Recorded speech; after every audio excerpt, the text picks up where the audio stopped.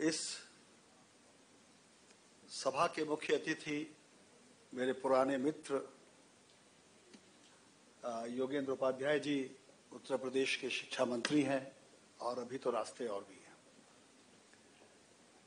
बंचा सिंह, गणमान्य लोग, क्या गैलेक्सी है, न्यायमूर्ति, नौकरशाह, वैज्ञानिक, पत्रकार, नेता, तो सभी लोग हैं। मैं जिनको अब तक किसी ने संबोधित नहीं किया, मैं संकाय के सारे सदस्यों को और छात्रों को खास तौर पर संबोधित करना चाहूंगा। आज जब लोग नॉस्टैल्जिक हो रहे थे, नॉस्टैल्जिक मैं भी हो रहा था, लेकिन मैं शेयर नहीं कर सकता। इनफैक्ट बैठा बैठा सोच रहा था कि दो दिक्कतों का एक साथ शिकार हो गया हूं। बाद में बोलने वालों की बड़ी दिक्कत होती है, चेहरों पे ऊब होती है सामने वालों के, और लगता है भी एक और है, एक और है, एक और है। योगेश जी, मुझे आपसे अपने से ज्यादा सहानुभूति है। दूसरे, जब नॉस्टैल्जिक हो रहा था तो मैं सोच रहा था कि मेरे पास भी नॉस्टैल्जिया है, लेकिन बोलूंगा तो या तो योगेंद्र उपाध्याय जी समझेंगे या कुछ हद तक प्रोफेसर आलोक राय समझेंगे, और कोई नहीं समझेगा। प्रोफेसर राय, बहुत बहुत धन्यवाद मुझे यहाँ बुलाने के लिए।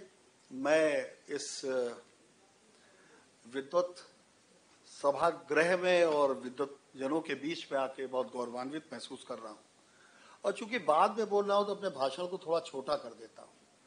पहले दो कहानियां सुनाने वाला था, अब एक सुनाऊंगा।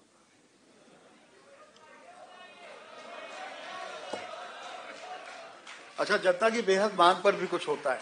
खैर, तो मैं बहुत डिटेल में अपनी बात नहीं कहता, मैं आपको एक कहानी से बात शुरू करता हूं। भाषण देने की दो तरह की टेक्निक है पूरी दुनिया में। जब एशिया के लोग भाषण देने आते हैं तो पहले क्षमा मांगते हैं, वेस्टर्न लोग आते हैं तो मजाक से बात शुरू करते हैं। मैं कहानी से शुरू करना चाहता हूं। कहानी यह है कि एक 8 साल का बच्चा था और दोनों जातक कथाएं हैं। और वो 8 साल का बच्चा जिस दिन 8 वर्ष का पूरा हुआ, उसके पिता ने उसको सवेरे आशीष दिया और कहा कि हमारे कुल की एक परंपरा है कि 8 साल के बाद हम अपने बच्चे को गुरुकुल के लिए विदा करते हैं, और तुम्हारा घोड़ा तैयार है, तुम्हारा सेवक तैयार है, तुम गुरुकुल के प्रस्थान की तैयारी करो। तुम्हारी माँ ने सारा सामान रात में बांध दिया है तुम्हारा। जब वो बच्चा घोड़े पे बैठा तो पिता ने कहा कि अब आज तुम यहां से निकल रहे हो, और इस बात को याद रखना कि जब शिक्षा पूरी हो जाए और दीक्षा पूरी हो जाए तभी लौटना। बीच में लौटने वालों के कुल बर्दाश्त नहीं करता। और हाँ, अब जाओ तो पीछे मुड़ के मत देखना। बच्चा रोता हुआ घोड़े पे बैठ गया।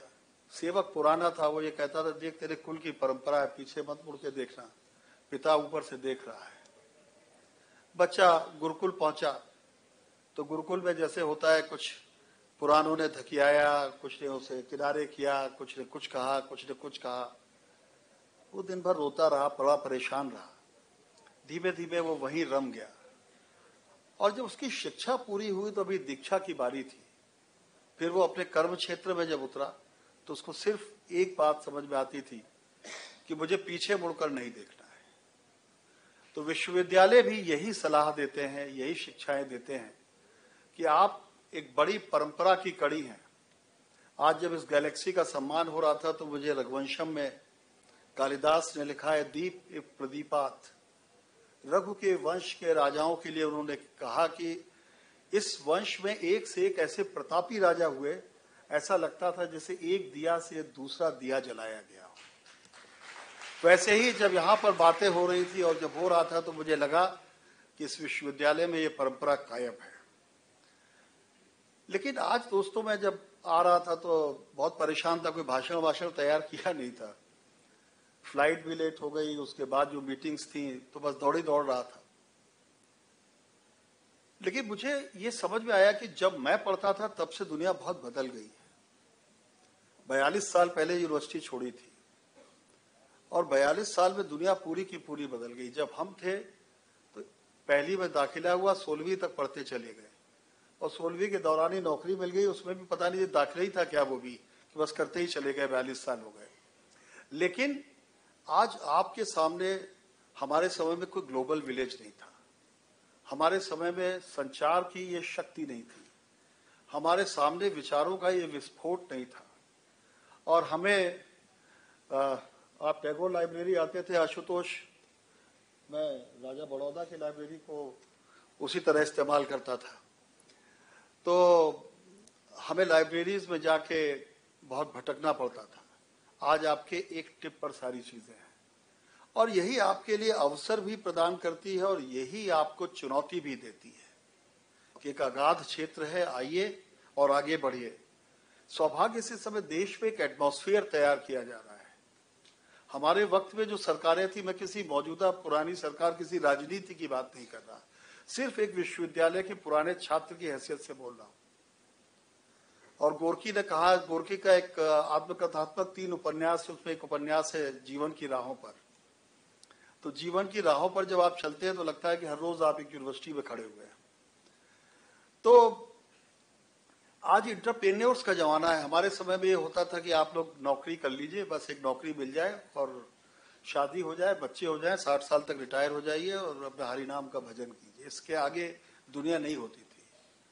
अब जब आयु बढ़ गई और जब आपके पास वितान बढ़ गए अपने काम के, तो मुझे ऐसा लगता है कि लखनऊ विश्वविद्यालय के स्वर्णिम दिन आप लोग लाने वाले हैं, जब ये लगेगा कि अमुक नोबेल प्राइज विजेता, अमुक कंपनी का सीईओ, अमुक यूनिकॉर्न का संचालक लखनऊ यूनिवर्सिटी का छात्र था। तो ये भारत की बारी है और भारत की बारी में आपकी पारी है, ये इसको भूलिएगा मत। हमारे वक्त में हम सब बड़े कर्ज करते थे कि हर गोविंद खुराना बाहर गए तो देखिए नोबेल प्राइज मिल गया, हमारे यहाँ कुछ नहीं है। आज भी नोबेल प्राइज बाहर गए हुए लोगों को ही मिलता है। अभी 2 साल पहले भी मिला किसी को, अभी कुछ ही साल पहले तक वो दिल्ली में पढ़ाते थे। लेकिन आज वो समय आ गया, मुझे लगता है कि अब हम शोध को भी उस तरह कर सकते हैं और आप जैसे लोग, प्रोफेसर राय, इसमें योगदान अदा कर सकते हैं कि हम ये कहें कि हमारे बीच में चलने वाले लोग, हमारे बीच में फिरने वाले लोगों को नोबेल प्राइज मिला।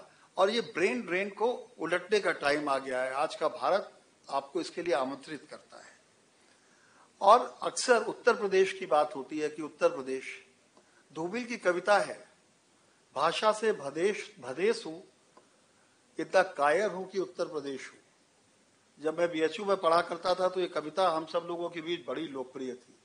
आज उत्तर प्रदेश कायर नहीं रह गया है। आज उत्तर प्रदेश में जिस तरह सड़कों का संजाल बिछा है, जिस तरह 5 ट्रिलियन इकोनॉमी में 1 ट्रिलियन इकोनॉमी का सपना लेकर उत्तर प्रदेश आगे बढ़ रहा है, मुझे ऐसा लगता है कि इसे किसी पॉलिटिकल एजेंडे के बजाय अगर एक सामाजिक विमर्श के तौर पर हम देखें और हमें लगे कि ये लोक की बात है, तो शायद हम अपने लोकतंत्र में अवदान कर सकेंगे। अक्सर एक बात और होती है, ये बात सही है जो अभी शशि गोयल साहब कह रहे थे, दिल्ली में तो आज भी होता है। कहां के रहने वाले? उत्तर प्रदेश। उत्तर प्रदेश कहां रहते हैं? नोएडा। नोएडा यूपी में। तो मैं अक्सर मजाक में कहता था कि हम यूपी वाले हैं और यूपी की अव्यवस्थाओं में ही रहना चाहते हैं। लेकिन पिछले 3 सालों में नोएडा में जमीन के जो दाम बढ़े हैं वो गुड़गांव के मुकाबले खड़े हो गए हैं। इसका मतलब लोग उत्तर प्रदेश को भी थोड़ा उम्मीद से देख रहे हैं, नहीं तो कोई क्यों जमीन खरीदने आता वहां पर।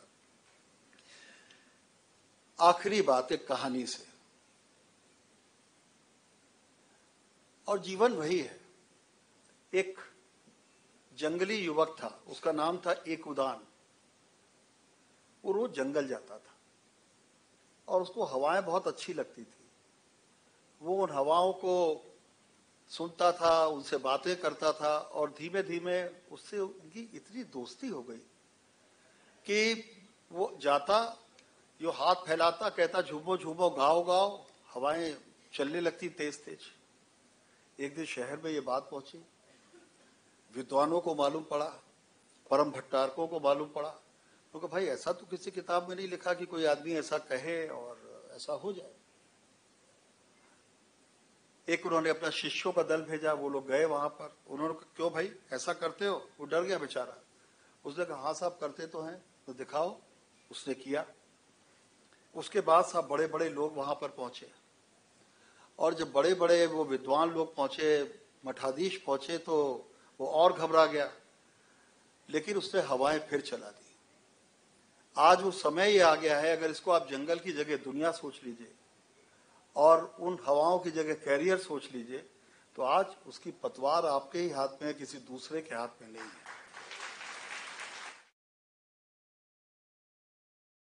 लेकिन अगर आप कभी कालका स्टेशन पे एक रेल म्यूजियम है, वहां जाकर देखिए, तो मैं आपको एक सच्ची बात बता रहा हूं। ये कहानी तो जब लिखी गई होगी, जब कही गई होगी, तब कही गई होगी।